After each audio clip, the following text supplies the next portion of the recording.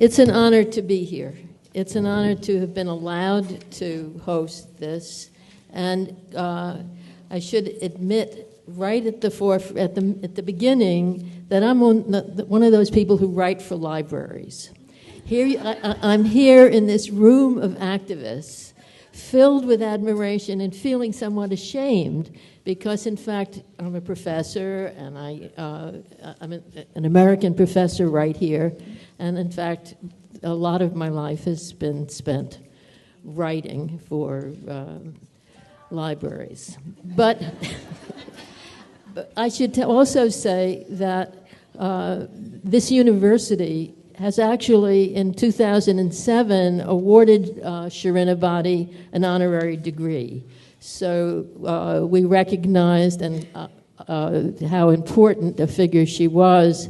And when I was in Iran, which was the only time that I was ever there, while I didn't meet Mrs. Ebadi, I did meet a colleague of hers and several other extraordinary women, among them Marangis Kaur and Shalala Hiji, all of whom were dedicated to changing the role of women and the conditions of women. And it's actually that visit that probably made me more of a feminist than I'd ever been, having learned about laws governing injury to women and divorce and being able to, whether you couldn't keep your child after the age of 7 if you were separated from your husband. So I'm filled with admiration. And also, I think, listening to Dr. Ebadi talk about how one can try, at least, to make changes. And if anyone has exemplified that, it's she herself and, of course, the many of you who are sitting in the audience and who are sitting next to me. And so I am grateful to all of you for doing the work that I don't do. And now let me introduce the panelists who will talk about their own experiences within their own country, and forgive me if I read.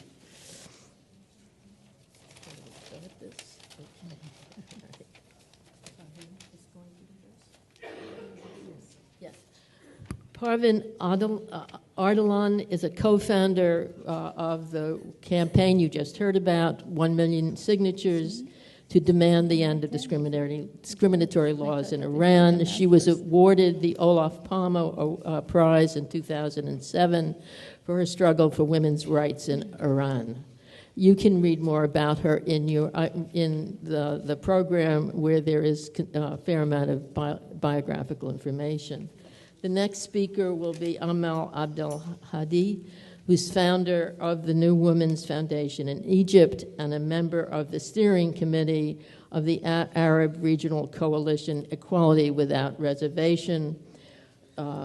She is an activist, writer, and researcher, and has made important contributions to the women's rights, particularly in the area of reproductive rights, violence against women, and female genital cutting or mutilation, as we were. Well, I agree. I was just, okay. And then the last speaker in the panel will be Lina Abou Habib, who is executive director of the Women's Learning Partnership partner in Lebanon, the Collective for Research and Training on Development Action. Lina's work with this group focuses on citizenship, economic rights, and women's leadership and public participation, both within Lebanon and regionally.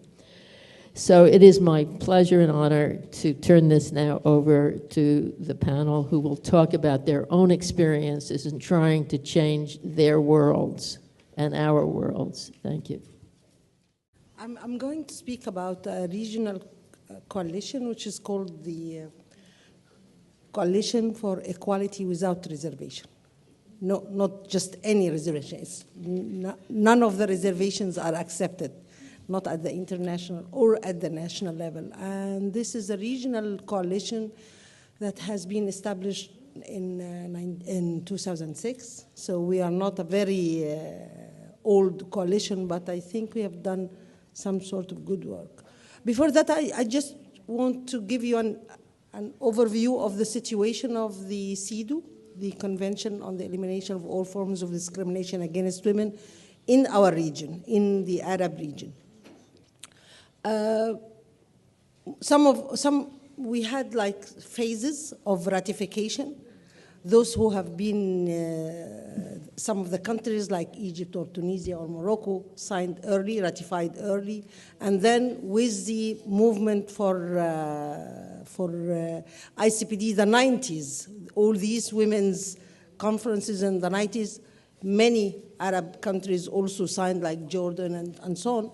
And then at the end, now we are having all the Arab countries have signed except for two, which is Sudan and Somalia. But Egypt, my country, I'm proud of, have the first Arab country to sign, but also the first Arab country to put reservations to the CEDAW.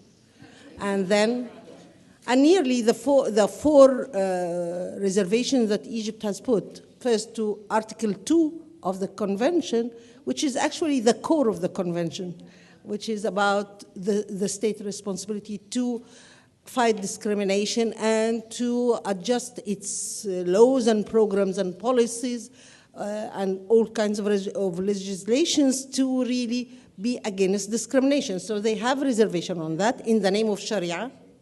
That's one thing. And the other article is Article 9, Paragraph 2, which allows women to pass their nationality if they are married to non-nationals, if an Egyptian married to an Arab or to a Western person. And the third is Article 16, which is about equality within the family. And this is universal in all Arab countries.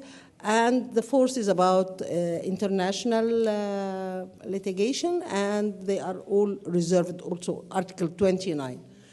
So Egypt done this very, very early, and it was followed by all the Arab countries. The only country that doesn't have reservation was Comoros Land. It's part of the Arab League, but this is the only country that has no reservations to CEDAW. But the others have the four basic things, and some add other reservations, like Kuwait used to have a reservation on Article 7, for example, or Jordan, reservation on Article 15. Article 7 about political participation, and Article 15 about freedom of movement and travel. So that's the situation. And actually, I think even CEDAW on an international level is very much linked to the strengths with the women's movement. So the 70s, actually, the movement in the 70s ended up with the three international conferences on women, and ended up with CEDAW as a tool for us to use. It's the same for the women's movement. Those who had some sort of a movement in the 80s were the first countries to ratify, but the 90s, which witnessed a second move of the Arab women's movement in many countries, also witnessed the most of the ratification. And finally, the 2000s, this new century, it's not just the movement within our countries, but also the movement at the international level, because even CEDAW itself, when it was at the beginning, it was just a mere convention. It doesn't have tooth or hands to do. If a country doesn't abide, they doesn't abide. They just politely would seek to ask them, please take care that you have promised to do so and so, but they don't really do something for them. I think the last 10 years have witnessed change even within CEDAW. At the beginning, we as NGOs, we would just sit as an observers. But after that, in the past few years, we are getting NGOs there having time to put their shadow reports, to report, and even very lately, like what happened this time in Geneva, there is that lunch briefing where the committee members come, sit with you, ask questions, and get answers, and get comments, and pose it back to the government. And actually, what they did with us, Egypt report was being studied this this session in Geneva, and they really, we were feeling that they are reading our papers. They asked all they really do care. So we are like enforcing each other, the CEDAW and the CEDAW committee members and the convention. So in 2005, the International Women's Rights Action Watch, Asia Pacific, had a consultation, an international consultation where many people participated in it from all over the world. And it was actually a consultation on how to push the ratification of the optional protocol for CEDAW. And it's important for us because it was one of the first international conferences, NGO conferences, where Arabic was one of the main language. And this helped a lot. Participation from many Arab countries and engagement in the discussion. And there we had, at the last day, we had like regional meetings on a regional basis. So we had our meeting as an Arab region, and we decided to have a consultation. And we actually were the first to have their consultation in 2006, and there the coalition was formed. The meeting included like 13 Arab countries out of 22, and out of 22 who have ratified the CEDAW convention.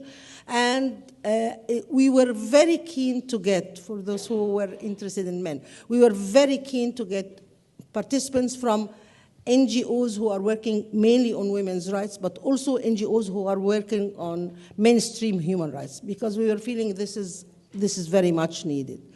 And then through that time, from 2006 to 2010, we had another consultation, another regional consultation, where we had some more countries and members or member organizations, but also we had first, we had the petition or the Rabat Declaration, where we called upon everybody to support the Arab women's rights for equality without reservation. And this petition has been used actually very widely, and particularly through the internet.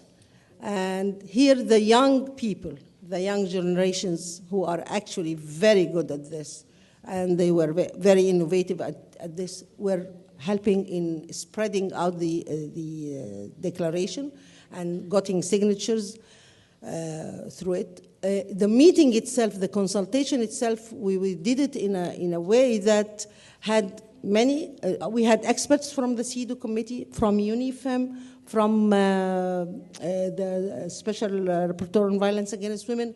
We had many people, but also we choose to begin in Morocco, because the situation in Morocco is much better for women's rights at that moment. And actually, we got the Prime Minister in the opening session, which is very important in our countries, for those who doesn't know. For example, in Egypt, we will never dream even of having the Prime Minister opening one of our works. So, and in that meeting, they actually promised to lift the reservations and to ratify the optional protocol. They haven't done yet, but there are some steps that have been, I'm sorry about this, it's just closed very quickly. Sleeps very quickly after lunch, specifically. Oh, gosh. So in the past few years, there is a lot that has been done. Many of the Arab countries did some lifting of the reservations. I wouldn't say this is the reaction of the coalition, this is our impact. No, but it's very important that the impact is coming, because all the NGOs who are working in the coalition, who are members of the coalition, have been there working on the ground for years. So the coalition just helped to consolidate our work together. Hi, everybody. And so thanks that WLP gave us this opportunity to talk. Mr. Badi talked so much about everything that we did. So I don't know exactly what I said, that not to repeat everything. I just wanted, first I give you a memory or about how I'm activist or not activist. One time when they asked us to the court, and then they asked me, the person asked me that, how do you earn your money? How do you earn your living? I told, by money that US give us. You tell us this thing. And he said, no, you are the workers of the movement. You are not the persons that you are working for earning money. So I think this is the things that when we say that we are activists, we are really the workers of the movement, even movements. Because the people that works as an activist in Iran, they put their life in this case, and with everything they struggle.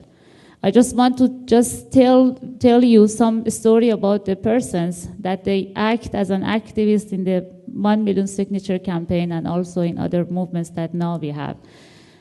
Some of these women, they lost their job. Some of them, they send them to the jail.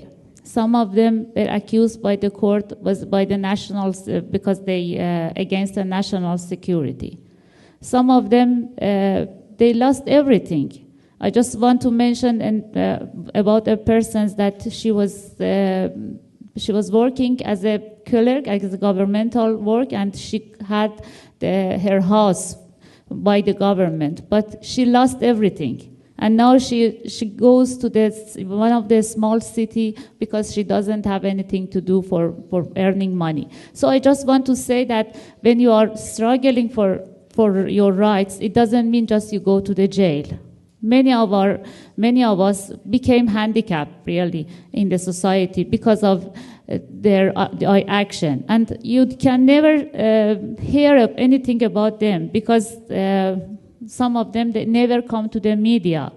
If you arrest somebody, they were very lucky because they come to the media.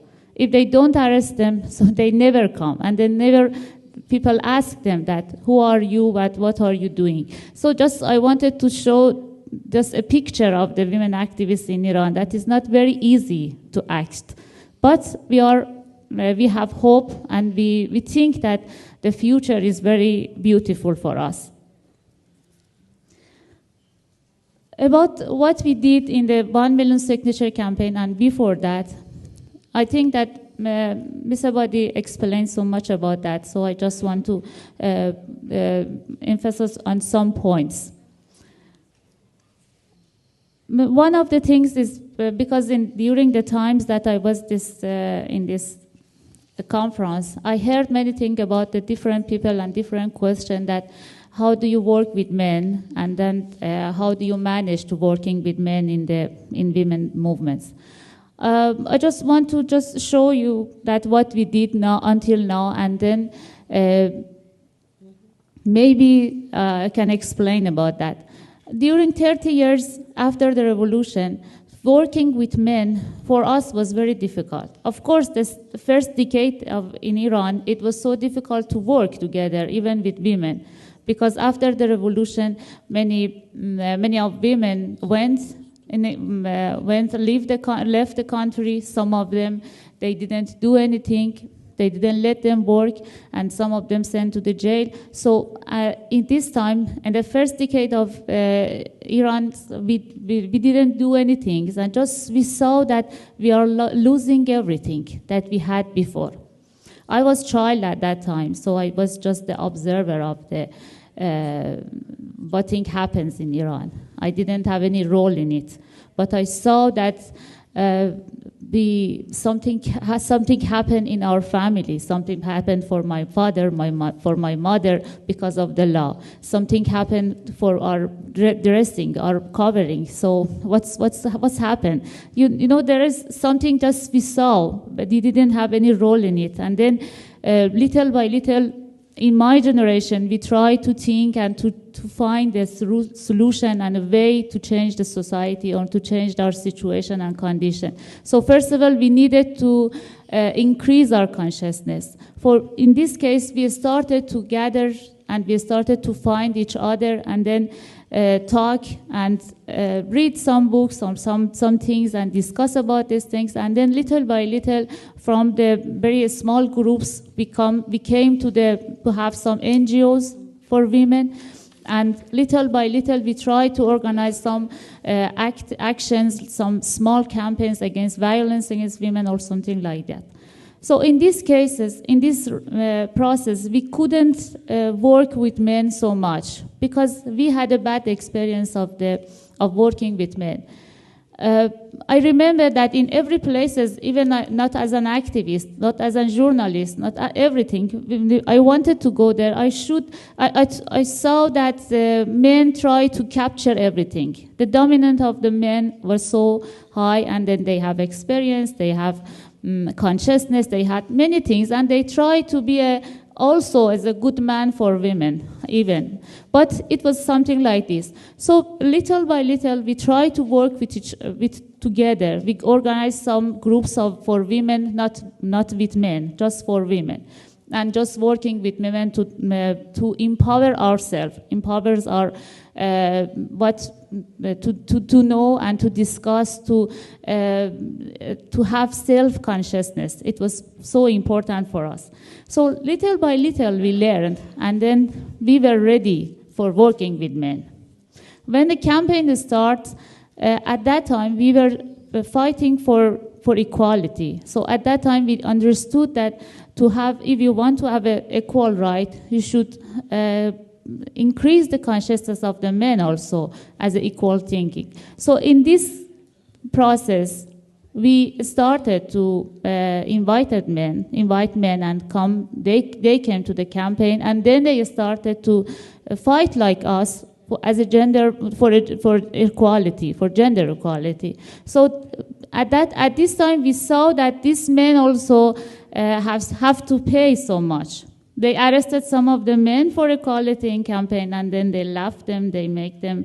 They made some joke for them that they are supporting women, but they resisted. And then we try to support them. So something happened in the campaign. The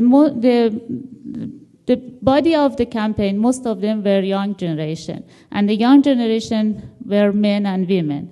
And then in this case, we try to challenge and discuss about the equal right in these groups that we had, and also the men try to educate men for equality, and then women for women, and also we had some mixed discussion group. So little by little, we try to do this, and then now we have women activists that they are men.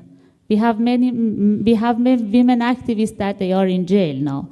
So in this case, I think that we were very successful for that, but we try to be very careful because the men dominant is not very easy, is not very, never forgot. We cannot never forget and never lose it. So the men dominant come us every time. Even us as a women. So we tried all the time to control our action, or what we do, and then to criticize our action and to try to increase our consciousness and in one case, and also to increase the thinking of equal right in another case. Thank you. I know it's not funny to be the last speaker after a long day, and you obviously all look tired. So I will try to be brief. I will be talking about the Claiming Equal Citizenship campaign. This campaign is active in the MENA region and in some of the Gulf countries in the region. Essentially, I will try to tease out the best practices from this campaign. What were the strategies that work and the strategies that worked less? And in doing so, I'm going to try first, as an entry point, I would like to go through the whole construct and concept of citizenship, and particularly women's citizenship in the Arab region, because that is the conceptual framework of this campaign. And then I will share with you our experience with the Claiming Equal Citizenship campaign, and by analyzing some of the key lessons learned, some of the elements of success, and finally finish by linking it with the framework of CEDAW, which we're celebrating the 30th anniversary this year. Very briefly, because I think it is essential to understand what citizenship means in the Arab region and how, or in the MENA region, and how actually it is constructed, who constructs citizenship, who decides who is a citizen, who is not a citizen. And this is very much related to how identity is constructed in our region, and the link between identity and the ways in which it's influenced by patriarchy, a big component of patriarchy being, in this case, religion. So I can safely say that at least in our region, patriarchal institutions, patriarchal ways of thinking are actually the ones who decide who is a full citizen, who has full rights, and therefore who is a subordinate, an annex, an appendix citizen, and actually their right would be determined by somebody else. As a result, women exist by virtue of their relationship with men, be it fathers, brothers, spouses, even sons. And as such, all their social entitlements, all their rights, all their capabilities in life, all their opportunities are actually determined by these relationships. So this construct of citizenship, the way we see who is a citizen is actually permeates all aspects of life, and we will find the implications, the repercussions in education, in health, certainly in employment, and most definitely in political participation. As a coalition, we chose to work on reforming nationality laws in this region. In most countries of the region, nationality laws are very clear. They basically say that women can transmit men citizens can transmit their nationalities to their families, being spouses and children, and women cannot. Nationality laws are the most discriminatory in the letter of the law and in their implementation. They are incredibly straightforward and do not shy away from being discriminatory. Other laws, they try to sugarcoat discrimination. Nationality laws, for some reason or the other, are actually very straightforward in saying women do not have the right to transmit their nationalities. As such, most of our countries have expressed reservations on Article 9, Paragraph 2 of the Convention, being the right of women to transmit nationality. Now, why is this important, you might ask? This reservation and the ways in which our nationality laws are written are actually an official statement by the government saying women are not citizens. It's an official declaration. Never mind what the constitutions say, and you may or may not know that in the region, most of our post-independence constitutions are beautiful, they're wonderful, they're incredibly romantic. They come with this post-independence spirit where everything was possible. Nevertheless, never mind what the Constitution says, it's just a piece of paper. The citizen is a male citizen. Why also is this important? It's important because the denial of this right has implication on all other rights, on social and economic rights, on political rights, and actually on the livelihoods of people, on their mobility, on social exclusions, you name it. With this realization, the strategies that we adopted was first to work collaboratively as a regional coalition on reforming. Our target was and is still the reform of the nationality laws, the egalitarian reform of the nationality laws, and the immediate implementation of this reform. When we began, actually, as activists, we were incredibly happy with, and we were incredibly motivated, and we were incredibly sure of ourselves that simply by saying, we want to reform the law, everybody will understand what we mean. It wasn't the case. And the media, basically, I think we have to thank the media for stirring us into the direction of the need to do research and the need to do qualitative research, the need to go and fact-find not just the numbers, as our colleague Cindy has said this morning. Getting credible numbers in our region is virtually impossible. So what we wanted to see was how were women actually experiencing the denial of the nationality right. How are their lives affected by the denial of this right? The other aspects that we researched were the legal framework. In which way are we actually violating everything that we said we would do, the international instruments that we had signed? In which way are we contradicting our own constitutions? How were nationality laws in our countries constructed, by whom, within which geopolitical context, etc.? And armed with this, we moved into media mobilization, which I think is one of the most important success stories of the Nationality Campaign. Armed with knowledge and armed with information, but also armed with the fact that we were working and still are as a coalition. This is when the media was quite helpful, quite interested. But actually what had happened meanwhile is through identifying women who had this problem, who were suffering from denial of nationality, through doing capacity building with them, through doing leadership training with them, through doing a lot of accompaniment, many women actually began to speak out. And just to explain what I mean by that, 10 years ago, 9 years ago, 8 years ago, we wouldn't have been able to find any woman to give a testimonial about what was happening to her. Why? Because she would go on the next day to General Security to renew the residency permits for her husband or her children, and she would be denied that because there would be repercussions. Because maybe she wouldn't be in a legal situation because of the fact that she can't transmit her nationality to her family. Many of them were in situations which were irregular, illegal, didn't have papers, so nobody would speak up, which is a totally different story right now, because now actually one of the main achievements is actually women are ready to speak out, even if it costs them harassment. Actually, women are more and more asking to speak out to the media, both local and international. The other strategy was political campaigning. And this is a little bit controversial, because on the one hand, you are saying that this is a failing state because it's failing its citizens. This is a state which is not taking responsibility for securing rights. This is a state which is directly responsible for excluding women, etc. But yet this is a state with whom you have to dialogue, with whom you have to bring these demands. And this is when we moved to the level of, as I said, political campaigning with essentially parliamentarians, with people in the executive, with high-level officials, etc.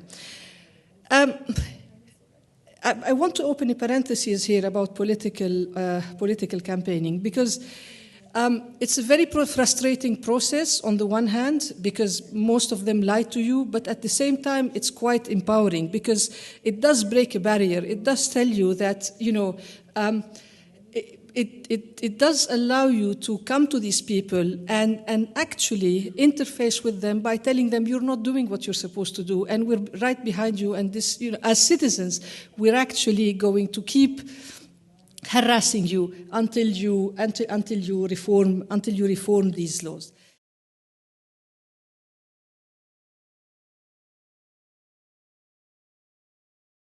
Which is irrelevant. I think it's now time to invite the audience to pose questions to the panelists, and there are microphones on either side. And if you would just line up and take turns, that would be good. And try to make your questions as short as you can so that there's time for everybody. Thank you. Is it on? Yes. Is it on? Yes, it is. I am originally from Iran. I'm a sociologist, and I'm living in exile right now. But I want to you give me just 2 minutes, because Mrs. Ardalan said that in the first decade after the revolution, nothing happened in Iran. And I have to tell you, it's not quite true, because at the 8th of March 1979, 500,000 Iranian women demonstrated in Tehran against the Whale and new family law, the Islamic family law. I'm sure Mrs. Abou Hadi remember that. And the massacring of activists started from 1980. the first decade of the Islamic Republic, thousands and thousands of activists had been executed without any trial, without any order from the court. And at the end, we had just two choices: either move to exile or be executed. And that's why it became quiet. We couldn't do more. That's one thing. But my question to you is, what is the future of the movement? What are you going to continue in these campaigns, or you are going to have a new strategies? And I have a question to Mrs. Hadi. I had a field work in Egypt in 2004 about women movement, and I found out that there is two problems in Egypt women movement. One is the Islamic groups, which are very, very strong in Egypt, and the other group is the governmental group, which stop all NGO activities. What is your opinion about that? Thank you. I think maybe we'll take a few questions before we start trying to answer. Okay, thank you very much for being on the panel. It was very informative and very inspiring. But I just had one question about all of the campaigns that you mentioned that you've been working on and the campaigns that exist now. What is the role of economic empowerment of women, and how does that complement the work that you're doing in terms of policy and social change?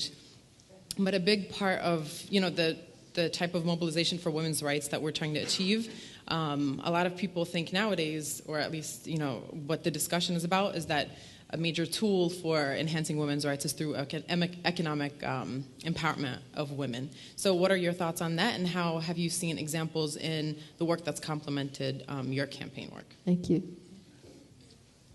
Yes, I am a lawyer, and I'm very much interested in actually doing something in addition to having conferences about doing something. So my question really is one, we have a number of people here from different countries. I would be very interested in knowing what your thoughts are about what we could do to actually help in what you're trying to do in your countries. And I'm particularly interested, because I am a lawyer, in what lawyers might be able to do. We heard Ms. Abadi talk about her struggle to convince judges and other officials in Iran that there were ways to interpret Sharia doctrines that would be conducive to women's rights. Do you think, any of you, that having groups of outside lawyers or associations do work on getting together some of these types of studies would be helpful to your cause? Or is there anything else that you specifically could identify that we could do? Thank you. One more question, and then we'll take answers. Hi, Elizabeth Colden from California. I was at a panel yesterday where I heard something that disturbed me quite a bit, and I'd like to get your reaction to it. The panelists there were agreeing that since about 2004, there's really been a global movement towards conservatism, and that was highly linked to the Bush administration. And I'm wondering if you agree with that, and if you do, will a change in administration in the United States be able to stop that movement and hopefully turn it around? And will the adoption of CEDAW by the U.S. be important to you? Okay, thank you. Who would like to start with the answering?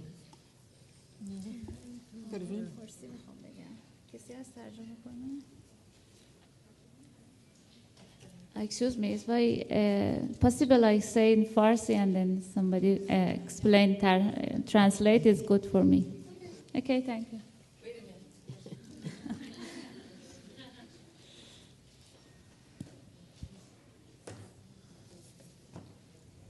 Yeah. جمله به جمله لطفاً در مورد سوال ایشون که گفتن درست میگن. من اگر ذکر نکردم به این دلیل نیستش که من نخواستم بگم. She's right. The reason that I didn't bring it up is not because I didn't want to bring it up. من در مورد نسل خودم گفتم. I was talking about my generation. ببینین وقتی که انقلاب شد اولین تجمع بزرگ زنان در اعتراض به حجاب و به لغو خانواده برگزار شد. درسته؟ و اینو من خودم در مطالبی که تا به حال در مورد حجاب و در نقد شرایط ایران نوشتم بارها تکرار کردم. Yes, after the revolution, the first big demonstrations were against the hijab and also against the law, the family law. But I have in my writings written about the demonstrations that took place. اما اگه اشاره کردم به اینکه اون دهه اول چه اتفاقی افتاد، برای اینکه دهه اول بعد از این ماجرا و سرکوب‌ها عملاً ما با یک فقدان و یک لک بزرگ، یک خلأ بزرگ روبرو بودیم. من منظورم این بود که تو اون دهه ما چه کردیم. And what I meant was, after all the repressions, there was a decade, there was a lack of activity. And what I was trying to tell you is what we did during that time. خوشبختانه تو اون دهه عده‌ای که رفتن از ایران و کار رو شروع کردن و در مورد همین مسائل نوشتن، فعالتر از مایی که در داخل بودیم عمل کردن. But those who left Iran during that decade and started working on different issues were more active than those of us who remained in Iran. اون دهه فقط برای ما یک جور دهه‌های پنهانی و شناسایی همدیگر بود. یعنی میخوام بگم اینو من بخوام تایید بکنم حرف شما رو، ولی دلیل بر این نبود که نخواستم بگم. And at that time in Iran we just got to know each other better. In agreement with you, I'm trying to state that what I was trying to say was that the only thing that we did at that time was to just get together. در مورد سوال دومتون، اینکه آینده جنبش چی میشه و آیا فقط کمپینه یا نه، آینده جنبش کمپین یک میلیون امضا نیست. The fact that you asked me what the future of the movement was and is it going to be just a campaign or not? No, the future of the movement is not limited to the 1 million signature campaign. کمپین یک میلیون امضا یکی از پروژه‌های موفقی بوده که در واقع میشه گفت برآیند تمام تلاش‌هایی بوده که توی سال‌های مختلف فعالان جنبش زنان برای طرح مطالباتشون و اجرای یک شیوه مسالمت‌آمیز و پیسفول به کار گرفتن. No, what I can say is that the campaign has been a success because it's like the result of all the activities that women took upon themselves during these years, and it was a peaceful means or a peaceful way of fighting for our rights. اون چیزی که من نظر شخصی خودمو میگم، اون چیزی که میتونه آینده جنبش ما رو در حوزه زنان پیش ببره، در واقع کاربست این شیوه هاست و این شیوه های دموکراتیک توی طرح مسائل زنان. And this is my opinion. I'm only telling you about my opinion, but I think that the only way that we can achieve and we can have progress in women's issues is to resort to democratic manners and ways of doing things. ما تجربه های خودم رو در حوزه این که چجوری میشه جامعه رو دموکراتیزه کرد توی جنبش زنان ریختیم. حالا باید این تجربه ها رو توی سیاست های عمومی جامعه وارد بکنیم. We experienced our experiences actually as to how you can democratize the society in the women's movement, and we can bring it to the rest of the society. مسائل خیلی زیادی وجود داره که من فکر میکنم که الان در واقع با توجه به شکل شبکه‌ای که جنبش زنان داره میتونه طرح بکنه و پیش ببره. There are many issues and I think that through networking that exists in the women's movement it can be taken care of. Thank you. Okay. I think I want to respond to the question which was expressed in different ways about what is it that we can do, which I think is an excellent entry point. One of the things we notice, or let me talk about myself, that I notice being in the West and being here, is this trend to romanticize the MENA region or the Arab region, maybe other regions as well, to be overly obsessed with sensational issues, to veil or not to veil, stereotypes about women as victims, etc. And which means, as a result, reducing so many critical issues in relation to women, reducing so many fights and so many struggles to very simplistic views about women in the regions, what they are, what they are not, what they do, etc. And I think it would definitely serve better all our causes if we both learn more about each other. I think that's We're seeing this when we're interviewed by the media, even when we talk with our sisters and colleagues. And believe me, sometimes it's aggravating. It's we just don't understand it. And I think one of this mutual education, maybe it's something that we're not doing in terms of communication. I don't know, but I think the really openness to understand what the situation is, I think both sides is one of the things that needs to be done and needs to be done urgently. Yes, there has been an increase or a trend in more powerful conservative movements, particularly, yes, absolutely, since 9/11. Yes, absolutely strengthened by particular policies with the previous administrations, absolutely. But at the same time, what this has meant was that some states could only relate or actually maybe encouraged some sort of conservatism to appear. I'm not talking about the hardcore conservatism, but I'm talking of more and more movements which in the 70s, when I was a teenager, they were totally inexistent. In the 70s, yes, we were, at least in our region, probably in Egypt, way more secular than now. Religion wasn't as much as an issue than it is now, but we're finding out that religious movements, and again, I'm not talking about the militant ones, I'm not talking the hardcore ones, I'm talking, the soft ones, have way more connections with the West than we do, I think. And I think that is part of this romanticizing the Arab region, which we really need to step back and think about it and think what it has produced and so far.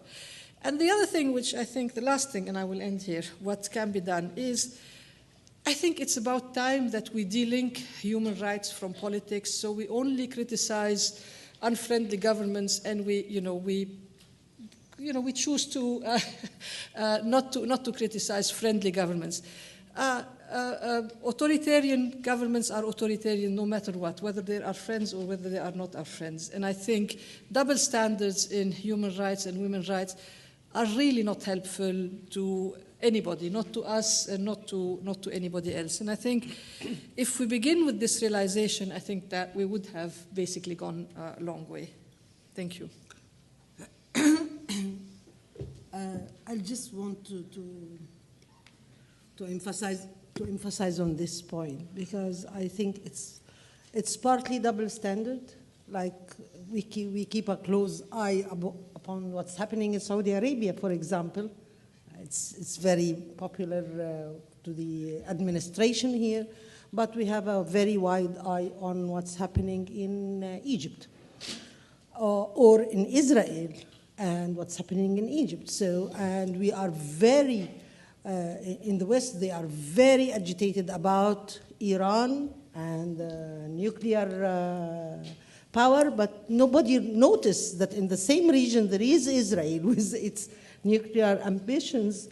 So that's one thing, that's double standard. But also I think it's not just double standard about our countries, but within even, I mean, since 9/11, the measures that have been taken even against American citizens and agreeing to sacrifice some of their personal rights that we usually try to show it to our countries. This is something basic for democracy. They say in Egypt, they say the Americans have done more than this, so we are allowed. So that's one thing. It's very important for us. Terrorism. I think that's thing that they are how to say fazan in English? Saber okay. They're using it. Yes. What? Just like saber rattling, to wave terrorism. Exactly, waving terrorism about everything. You haven't been into getting a visa to the U.S. or to any of the European countries, and it's incredible. So, and I think this is actually being exploded in both our faces, for you and for us also, because it's very important. Terrorism is now, Egypt is changing. We have been under martial law for 30 years, President Mubarak's reign, 30 years, and they are all martial law. And now they are waiting to move the martial law to get the law against terrorism.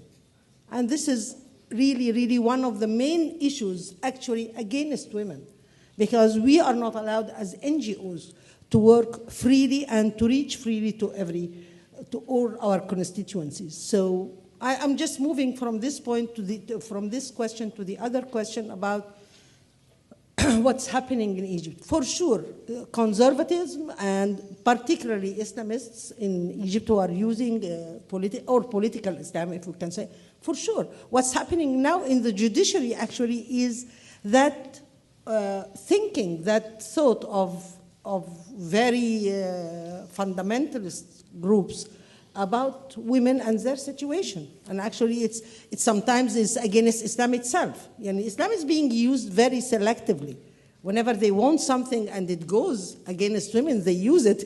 If it goes with women, like for example, the law in 2000, which was about women having a right to divorce themselves, they would say, no, that cannot work.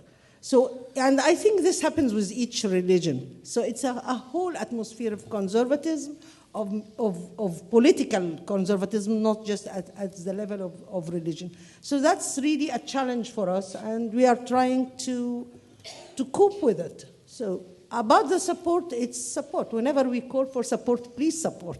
But I agree completely with Lina. It's very important that we understand each other. 10 years ago, I was a student in women's studies in Rutgers, and one of my papers was I tried to get to see Arab women in the curricula of many of the American women programs. I couldn't see us except occasionally and mainly as victims.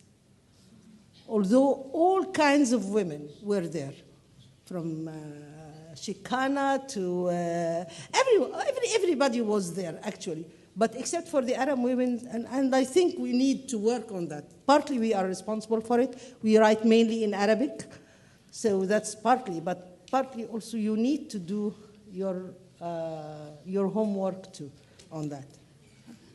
Is there anything? It's a lot. About the economic empowerment.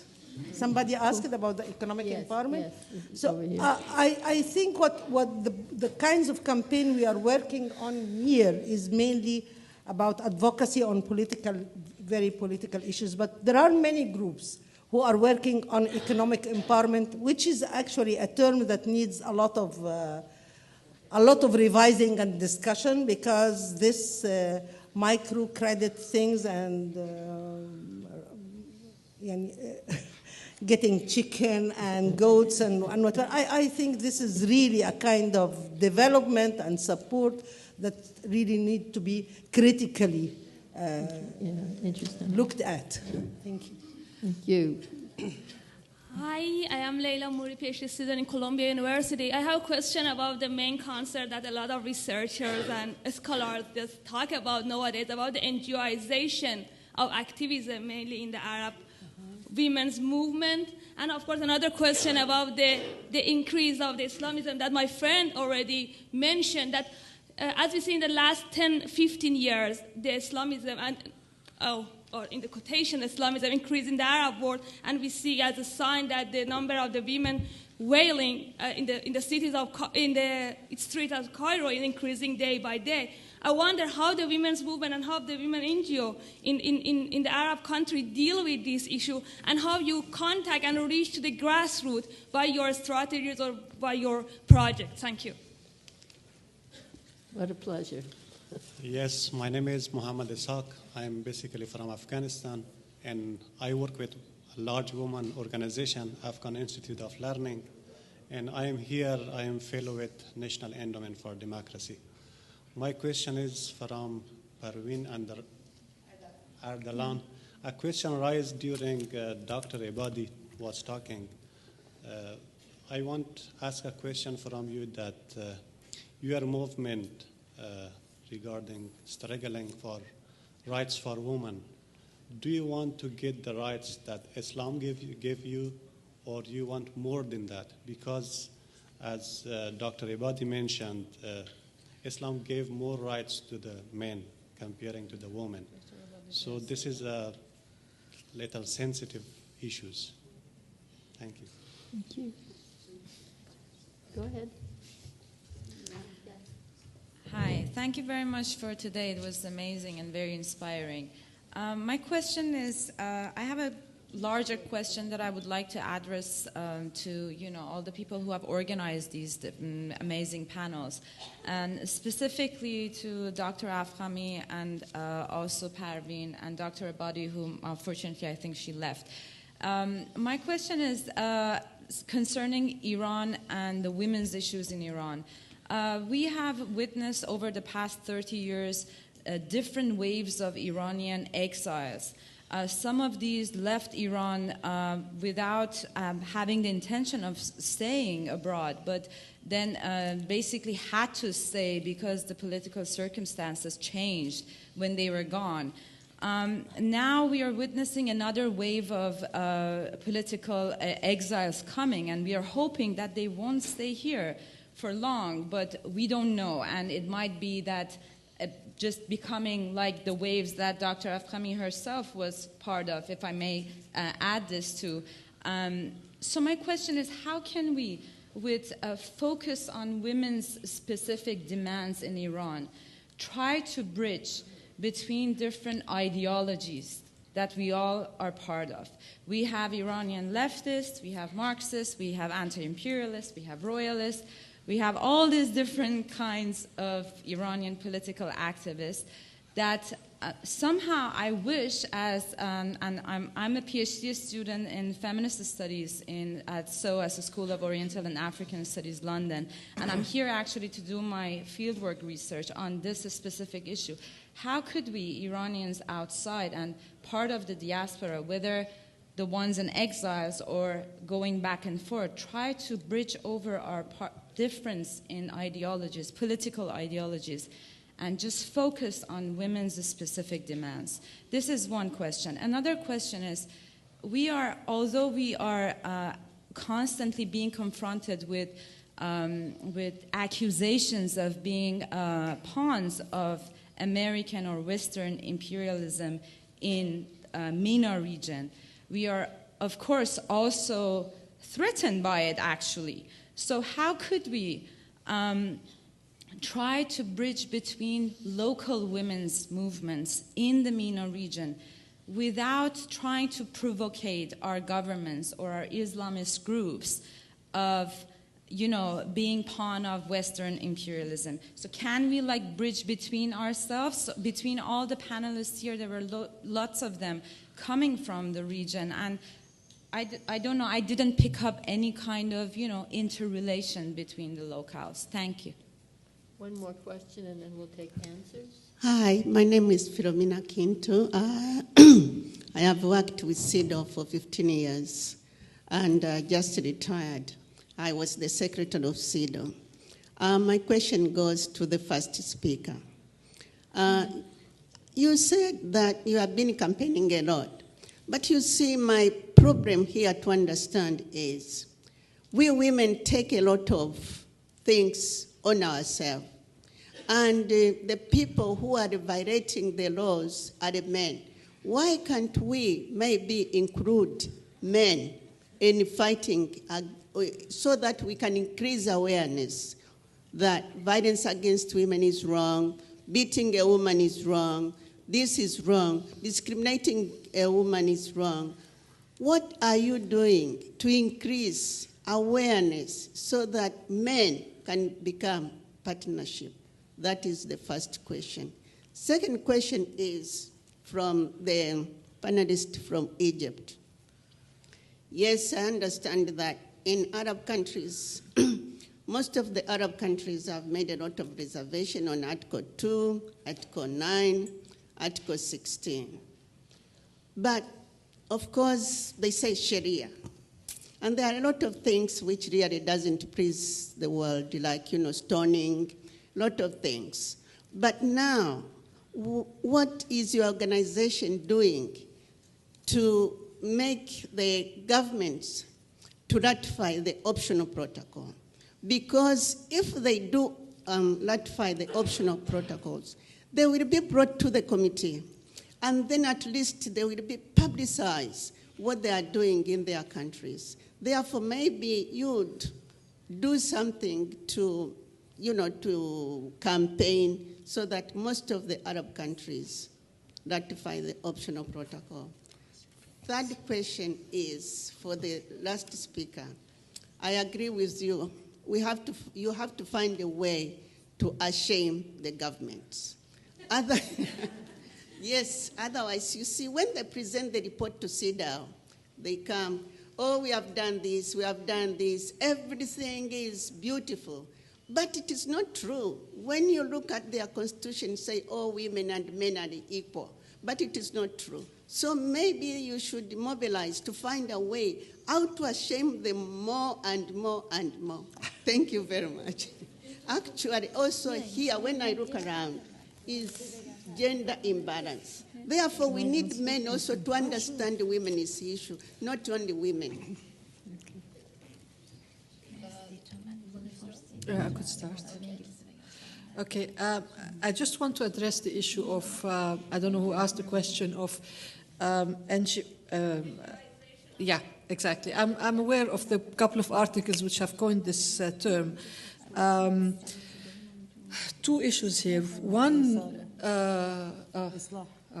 One is the fact that we are using, unfairly so, the term NGO in a pejorative term, as if it's, it's a disease, and this disease has actually, women and organizations have been contaminated by this disease. So we may want to be careful about this. However, yes, I think, of course, it's a whole thesis, and there's not one opinion about it, there are several opinions.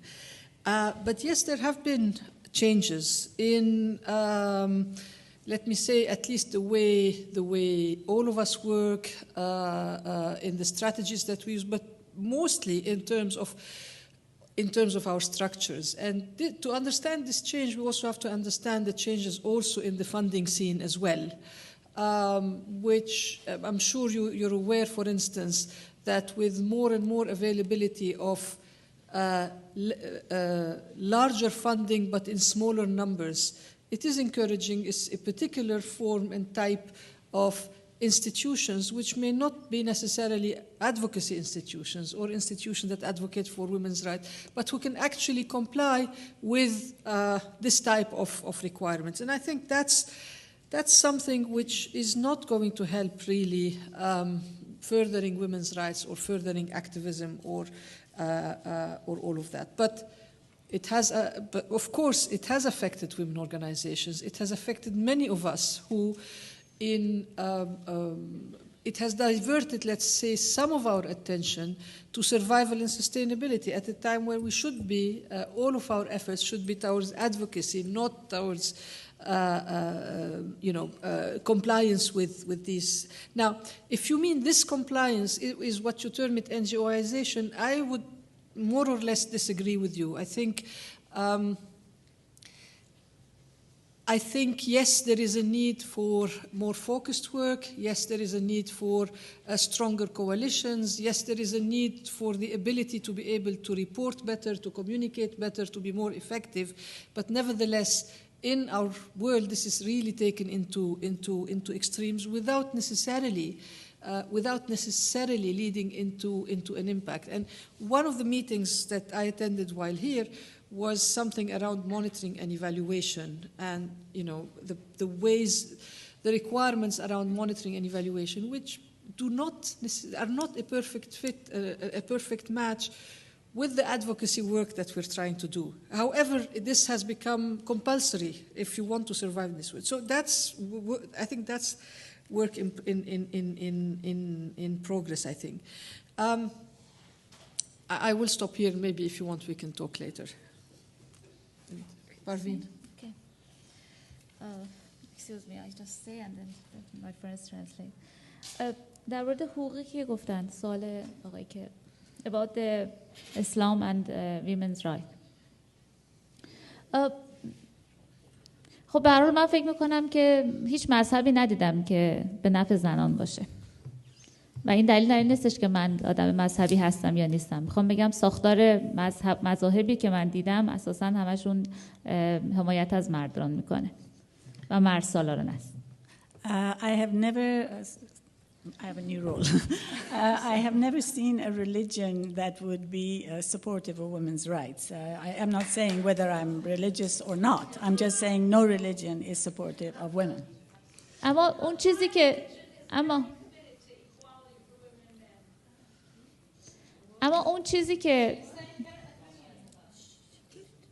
چیزی که الان دارم در مورد کمپین ما میگیم، ما اصلا بحثمون در مورد این که مخالف یا موافق مذهب هستیم نبوده.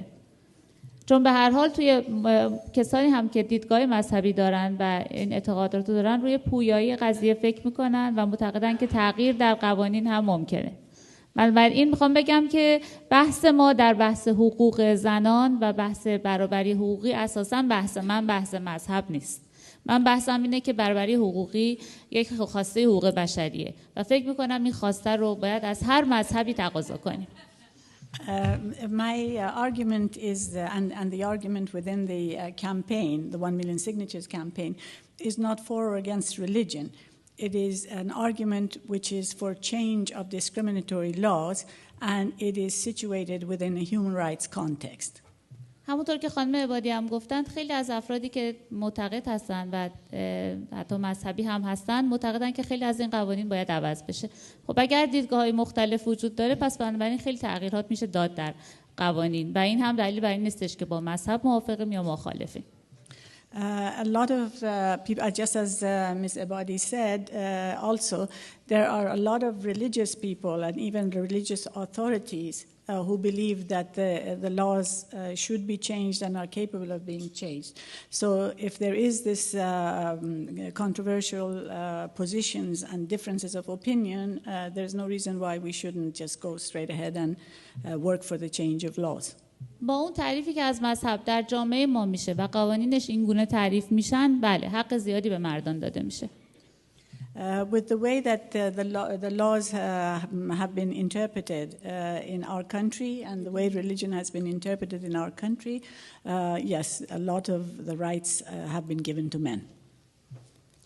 در مورد سوال بعدی که گفتن که چجوری مردان رو در کمپین سهیم کنیم، در مورد افغانستان فکر میکنم درست بود؟ نه فکر میکنم اون از ایران بود. نه بلکه هم افغانستان بود. About the men in campaign.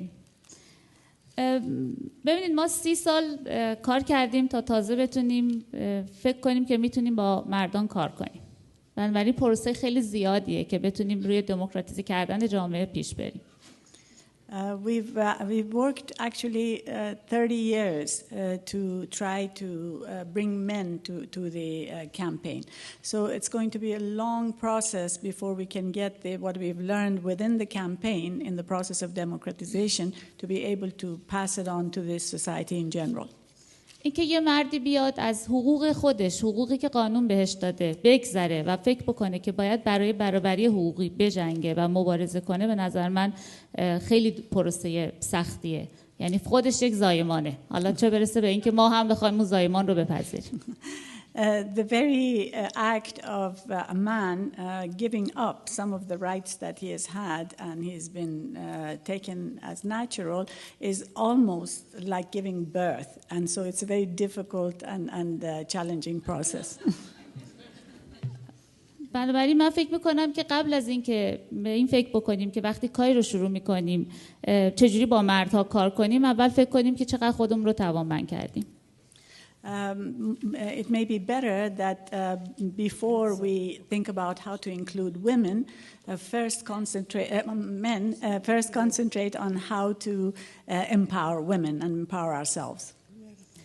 در مورد سوال شما که گفتین که چجوری ما میتونیم کاری بکنیم که غربی هم محسوب نشیم، این یه تجربه خیلی سختیه. یعنی ما که در ایران هستیم متاسفانه مرتب باید در مزان اتهام باشیم که نه غربی هستیم نه دولتی هستیم و میخوایم مستقل باشیم و کار خودمون رو پیش ببریم. بنابراین این کار کردن به این شکل خیلی سخته. The question about how not to be considered Western or imperialist, it's a very difficult position. We're constantly having to fight this opposition that either we're on the side of the government or we're on the side of others outside in the West. من یه چیز فقط میخوام یه تجربه‌ای رو بگم بهتون از زمانی که اومدم اینجا. برای که قبل از اینکه بیام خب خیلی‌ها به من زنگ می‌زدن که خب چرا نمیاییم؟ خب خواستیم بیایم بعد ممنوع خروج شدیم. و وقتی اومدم بعد همه گفتن چطوری اومدی؟ گفتم خب مأمور بودم حتما. بعد حالا ازم میپرسن چجوری برمیگردی؟ میخوای برگردی؟ کی برمیگردی؟ میگم ای بابا مگه شما برای تمام جزئیات زندگیتون باید جواب بدیم؟ یعنی انگار ما که در ایران هستیم و زندگی میکنیم وقتی هم میایم اینجا باید برای تک تک اینها جواب بدیم. این برخورد رو هم ما با دولتمون داریم. یعنی در تمام جوانب زندگی باید پاسخگو باشیم باشه. When I was in Iran, they kept inviting me out and saying, why don't you come? Why don't you come outside? And then when I came outside, they said, how did you get out? Are you working with the government? And ever since I'm out here, they keep saying, when are you going back? Are you going back? So it's a series of questions that I constantly have to answer, the most ordinary and private decisions of life. خب حالا شما سوال میکنین که ما چجوری میتونیم با هم دیگه کارهای بزرگتر انجام بدیم. میخوام بگم که خیلی راه درازی در پیش داریم، ولی چیزی که به نظر میاد که تو این که ما چی کار کنیم اینه که من در پاسخی که به اینها دادم این بود که زندگیمو و حرکتم رو به جهت دادن فکریمو بر مبنای حکومتم پیش نمیبرم. Okay. What I have decided is that my life and my decisions and the path of my life is not going to be decided on the basis of my government's will. وقتی اینطوری فکر میکنیم دیگه عملمون واکنشی نیست، کنش خودمون رو انجام میدیم و اون چیزی رو که درسته انجام میدیم. So we don't react, we actually act and do what we think is right. I think we're actually coming to the very end though. بنابراین اون چیزی که مهمه اینه که ما چطوری میتونیم که در حفظ استقلالمون همبستگیمون رو با هم حفظ بکنیم و صدای همدیگه باشیم. من فکر میکنم این کار سختیه ولی باید انجام بشه. So we need to actually concentrate on solidarity and working together and be each other's voice and that is not an easy task. از وقتی که من وقتی که اومدم اینجا خیلی ها این سوال از من میکنن که ما چی کار کنیم برای شما. پاسخ من همیشه این بوده که سوال عوض کنیم. به جای اینکه بگیم که چجوری به شما کمک کنیم بیایم بگیم که چجوری به هم کمک کنیم. این اون روشیه که ما میتونیم پیش ببریم، چون در اون صورت میفهمیم که هر کدوممون کمک کردن اون به دیگری در واقع این شکل دادن به اون حرکته. اگر یه اتفاقی برای زنان افغانستان میفته تاثیرش رو زندگی منم میذاره. تاثیر زندگی ما همین بحث هسته‌ای که اینقدر مشهور شده و هیچ وقت کسی به مسائل دیگه‌ای که ممکن داشته باشه توجه نمیکنه میتونه روش تاثیر بذاره رو حرکت‌های دیگه ما. بنابراین میخوام بگم که همه اینها روی هم دیگه تاثیر میذاره و اگر ما قرار باشه به هم دیگه کمک بکنیم در واقع یعنی اینکه تونستیم که این اتفاقی رو که شما میگین پلی رو که دارین میگین بزنیم. Actually people ask me what can we do for you. My question is that you have to restate the question, that it's not what you can do for me, but what we can do for each other. Because whatever happens to one of us happens to others. What happens to the women of Afghanistan also affects us, and whatever happens to us affects others. So it's how do we work together and for each other. Okay. Do we... I think we're going to let one more response. Very telegraphic responses. Very quick. 30 seconds. For our colleague who was asking, do you want more rights than Islam gives you, I think, who's Islam? Because Islam is being interpreted in different ways. So some of our judges, for example, think that according to Islam, we do not deserve to be judges. Others think that this goes very well with Sharia. So it's very important that we don't use Islam.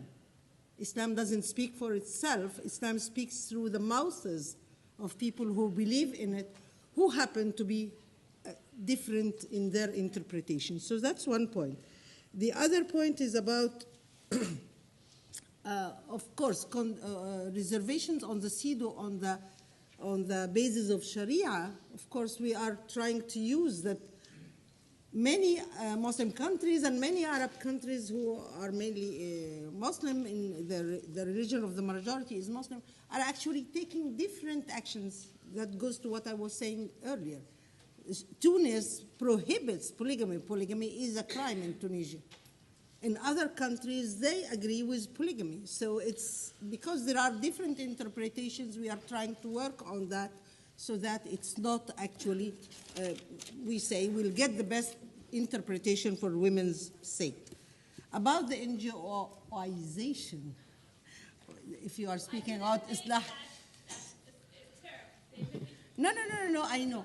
I think there is, some people are taking it. I know we need militant organization, militant women NGOs. I don't mean militant carrying guns, but I mean those who think, or they can carry, but I mean those who think and give priority to their ideas, advocacy, and work. Some of the NGOs that are working now, and this is a real, it has pros and cons. It impacts those who work with the project logic. We get this, the donors, it's actually donors affected very much. Now it is sexual and reproductive rights, the thing that's going on, so everybody works on that, or it's about economic empowerment or whatever. I think I can't say this is all terrible. As long as I have in each country some militant NGOs who are really working on a political, and they have a political agenda, they fight for it very well. Others will be helping. They can't distort the whole. We just be aware that we are not distorted into just doing projects and not doing long-term activism. And this is, by the way, this is where the academy comes, because I had that chance to study women's studies when I was 50. If I was younger and could do real theorizing for what I'm doing, and that impacts my strategizing, it makes a hell of a difference. The other thing about NGOs, actually, which is really, we should be very open-eyed for it, is our governments creating NGOs, or what they call the gongos. Right, yeah. Because in UPR, for example, in the Universal Periodic Review, you will find queues of NGOs whom the government have allowed them to come, funded them to come, allowed them to get registration, and you don't have a chance to say your opinion. So this is the second point. About the number of veiling increasing, I think it's part of a whole conservatism, of a wave of conservatism that's going through the whole world, actually. And during ICPD 94, you could see the alliance between Vatican and Al-Azhar. They were really working hand in hand, and that means something. So it's for us, I think it's many women who, if you go to Egypt, and there are the majority, the extraordinary majority is veiled. But look at the veils. Yeah, sometimes I'm so conservative with my hair like this, to the veils they are wearing, which if you can have a body like it's the color of your body, and then you have a blouse like this, so it's actually, if you are a little bit far away, I will say that you are wearing that dress. So women are using the veil. This is license. The community wants from them to allow them for free movement. Some of them, for sure, some of them are really very conservative, but that's the way. Okay, this was wonderful. I want to thank the speakers, the organizer, Manaz Afkami, and then this extraordinary audience. Thank you all for coming.